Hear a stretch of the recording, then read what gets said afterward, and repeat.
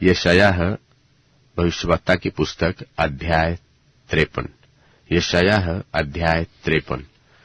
जो समाचार हमको दिया गया था उसका किसने विश्वास किया, और यहोवा का भुजबल किस पर प्रकट हुआ। वह तो उसके सामने अंकुर किनाई और ऐसी जड़ की शाखा के समान फूट निकला जो निर्जल भूमि में हो। उसकी न तो कुछ सुंदरता थी और न कुछ तेज, और जब हम उसको देखते थे तब उसका रूप हमें ऐसा न दिखाई पड़ा कि हम उसको चाहते। वह तुच्छ जाना जाता था और मनुष्यों का त्यागा हुआ था। वह दुखी पुरुष था और रोग से उसकी जान पहचान थी, और लोग उससे मुंह फेर लेते थे। वह तुच्छ जाना गया और हमने उसका मूल्य न जाना। तो भी उसने हमारे ही रोगों को उठा लिया और हमारे ही दुखों को सह लिया। परंतु हमने उसे परमेश्वर का मारा कूटा और दुर्दशा में पड़ा हुआ समझा। निश्चय वह हमारे ही अपराधों के कारण घायल किया गया और हमारे अधर्म के कामों के हेतु कुचला गया। हमारी ही शांति के लिए उस पर ताड़ना पड़ी, ताकि उसके कोड़े खाने से हम लोग चंगे हो जाए। हम तो सब के सब भेड़ों की नाई भटक गए थे। हम में से हर एक ने अपना अपना मार्ग लिया, परंतु यहोवा ने हम सबों के अधर्म का बोझ उसी पर लाद दिया।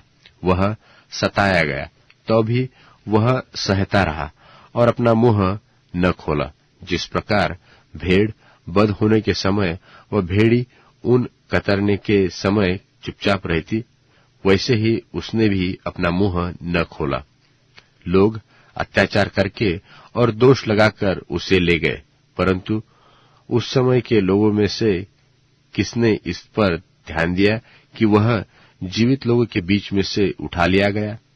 मेरे लोगों ही के अपराधों के कारण उस पर मार पड़ी, और उसकी कब्र भी दुष्टों के संग ठहराई गई, और मृत्यु के समय वह धर्मानों के संग हुआ। यद्यपि उसने किसी प्रकार का उपद्रव न किया और उसके मुंह से कभी छल की बात नहीं निकली थी, परंतु यहोवा को यही भाया कि उसे कुचले। उसी ने उसको रोगी कर दिया। जब तू उसका प्राण दोष बलि करे तब वह अपना वंश देखने पाएगा और बहुत दिन जीवित रहेगा, और उसके हाथ से यहोवा की इच्छा पूरी हो जाएगी। वह अपने प्राणों का दुख उठाकर उसे देखेगा और तृप्त होगा। अपने ज्ञान ही के द्वारा मेरा धर्मी दास बहुतों को धर्मी ठहराएगा, क्योंकि वह उनके अधर्म के कामों का बोझ आप उठा लेगा।